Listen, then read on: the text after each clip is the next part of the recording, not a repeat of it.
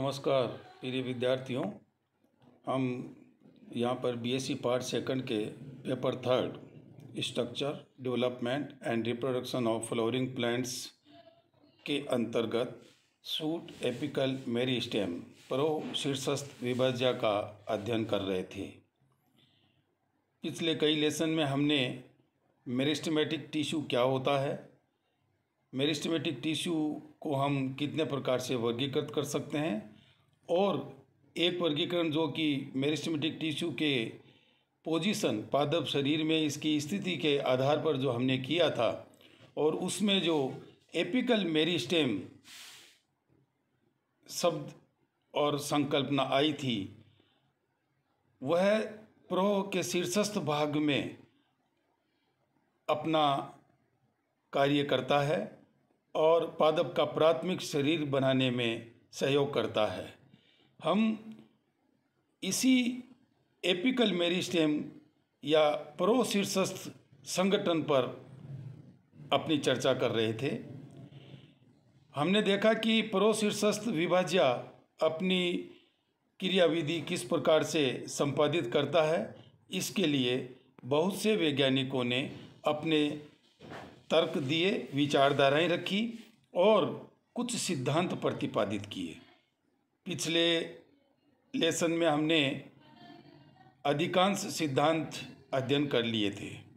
यहाँ पर ये बात रखना उचित है कि एक सिद्धांत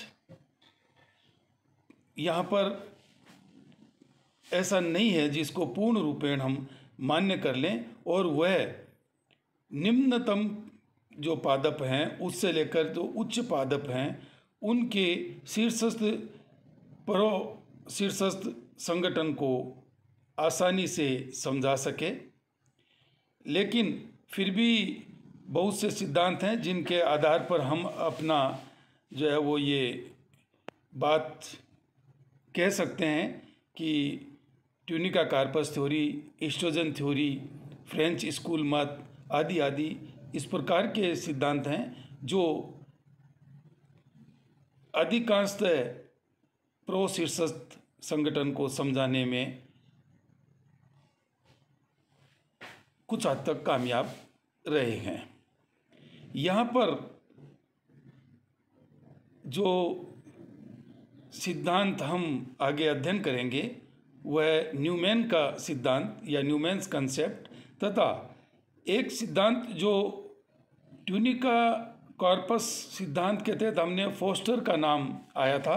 फोस्टर जिसने कि ट्यूनिका कॉर्पस थ्योरी को समर्थन किया था, उन्होंने उसी ट्यूनिका कॉर्पस थ्योरी की क्रियाविधि को समझाते हुए कुछ भाग साइटोहिस्टोलॉजिकल जोनेशन के रूप में प्रयुक्त किए थे, कोशिका उत्तक अनुक्षेत्र के रूप में। कुछ वैज्ञानिकों का मानना है कि ये फोस्टर और रीव ने मिलकर अलग से प्रतिपादित किए थे। ट्यूनिका कॉर्पस थ्योरी से इसको अलग और भिन्न माना जाता है, लेकिन कुछ वैज्ञानिकों का मानना है कि मूलतः 7 प्रकार की कंसेप्ट या थ्योरीज यहाँ पर प्रो शीर्षस्थ संगठन को समझाने के लिए प्रयुक्त हुई थी। फिर भी हम ज्ञान वृद्धि के लिए इस कोशिका उत्तक अनुक्षेत्र को भी यहाँ पर अध्ययन करेंगे।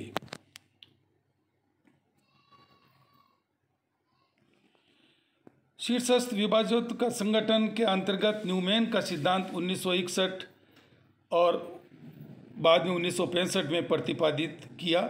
ये सिद्धांत न्यूमैन नामक वैज्ञानिक ने दिया और स्तंभ शीर्ष के संगठन के संबंध में अभी तक की सबसे नवीनतम सिद्धांत के रूप में इसे प्रयुक्त किया गया। अर्थात पिछले जो सिद्धांत हैं उसमें कहीं ना कहीं हम देखते हैं कि जो विभाजक की शीर्षस्थ भाग है वहाँ पर कुछ लेयर्स का निर्माण वो एक दूसरे से जो है वो मिलते जुलते प्रयुक्त हुए हैं। लेकिन यहाँ पर जो कंसेप्ट दी गई है न्यूमैन ने, ये नवीन कंसेप्ट थी, इसलिए वैज्ञानिकों ने इसे नवीनतम सिद्धांत कहा। न्यूमैन के अनुसार पादप समुदाय में पाए जाने वाले ये शीर्षस्थ विभाज्य ऊतक को या उसकी क्रियाविधि को किसी एक प्रकार के सिद्धांत द्वारा स्पष्ट नहीं किया जा सकता। अर्थात जब हम ट्यूनिका कॉर्पस लेते हैं तो फिर ट्यूनिका और कॉर्पस के क्रियाविधि के तहत प्रोशीर्षस्थ संगठन को समझाने का प्रयास करते हैं। जब हम एस्ट्रोजन थ्योरी लेते हैं तो फिर हम तीनों स्तर से पादप शरीर के निर्माण की बात करते हैं। लेकिन यहाँ पर यह कहा गया कि जो निम्न पादप हैं और उच्च पादप हैं उनकी शारीरिक जो संरचना है उसको आधार मान के इन्होंने ये बात कही कि किसी प्रोशीर्ष को एक किस प्रकार के सिद्धांत द्वारा स्पष्ट नहीं किया जा सकता। प्रोशीर्ष में पाई जाने वाली आरंभिक कोशिकाओं के लिए जो विभाज्योत होकर के आगे के शरीर निर्माण में प्रयुक्त होती हैं, उनके लिए सतत विभाज्योत की अवयव पद यानी कंटिन्यूइंग मेरिस्टेमेटिक रेजिड्यू का प्रयोग किया जाना चाहिए। यहाँ पर पादप समुदाय में उन्होंने 3 प्रकार का संगठन प्रोशीर्ष में पाया, जो इस प्रकार है: मोनोप्लेक्स प्रकार, सिंप्लेक्स प्रकार और ड्यूप्लेक्स प्रकार। यहाँ हम डायग्राम में देख सकते हैं, ए जो डायग्राम है वह मोनोप्लेक्स प्रकार के शीर्ष संगठन को निरूपित करता है कि किस प्रकार से ये आगे इसका जो है वो पादप शरीर का निर्माण करता है। बी जो डायग्राम है वह सिंप्लेक्स प्रकार को निरूपित करता है। यहाँ पर अपन देखते हैं कि पार्श्व की तरफ और नीचे की तरफ जो विभाजन का संकेत दर्शाया गया है। और तीसरा सी जो डायग्राम है वह डुप्लेक्स टाइप को निरूपित करता है। न्यूमैन के सिद्धांत के अनुसार मोनोप्लेक्स प्रकार स्तंभ शीर्ष किन प्लांट्स में पाया जाता है, तो उन्होंने ये स्पष्ट किया कि इस प्रकार का मोनोप्लेक्स प्रकार का जो टाइप संगठन है वह फर्न्स और उससे एलाइड जो जातियां हैं उनमें मिलता है। मोनोप्लेक्स विभाज्योत की सतही एकल स्तर के रूप में मिलती है, जिनकी कोशिकाएं भीतर की ओर संकेतित या पॉइंटेड होती हैं। ये सदैव एक प्रकार के विभाजन द्वारा फर्न के स्तंभ की लंबाई में वृद्धि करती है। दूसरा प्रकार सिंप्लेक्स प्रकार नाम दिया। ये प्रकार सामान्यतः जिम्नोस्पर्मों में पाया जाता है। अनावर्त बीजी पादपों में जो प्रोशीर्ष संगठन है उसको सिंप्लेक्स प्रकार नाम दिया, जो एक या अधिक स्तरों से बना होता है। इन स्तरों में विभाजन अपनतिक और परिणतिक तलों में होता है, जिसके कारण ये पार्श्व में और नीचे की ओर विभाजित कोशिकाएं बनाती हैं। तीसरा प्रकार उन्होंने ड्यूप्लेक्स प्रकार कहा। ये अधिकांशतः एंजियोस्पर्म में पाया जाता है।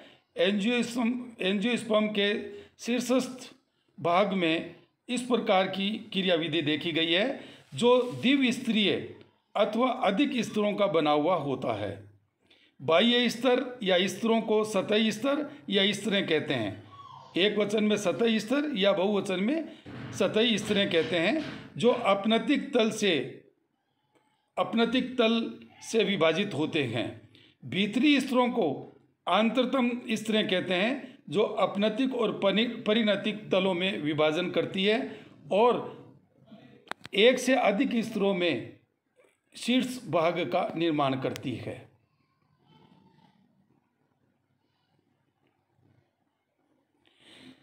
जैसा कि मैंने बताया, ट्यूनिका कॉर्पस थ्योरी में जो रीव और फोस्टर और अन्य जो वैज्ञानिक हैं उन्होंने इसको आगे समझाने का प्रयास किया। उसमें उन्होंने ट्यूनिका और कॉर्पस की जो लेयर्स हैं उसका आगे विभेदन कैसे होता है इसके बारे में बताया। और उसी के अंतर्गत संदर्भ मिलता है कि फोस्टर ने जो ट्यूनिका है उसको 2 प्रकार से किस प्रकार से जो है वो विभाजित किया। और जैसे ही हमने फ्रेंच स्कूल मत पढ़ा तो फ्रेंच नियम के अनुसार भी हमने देखा कि ये ट्यूनिका कॉर्पस की जो लेयर्स हैं उसी का आगे विभेदन है।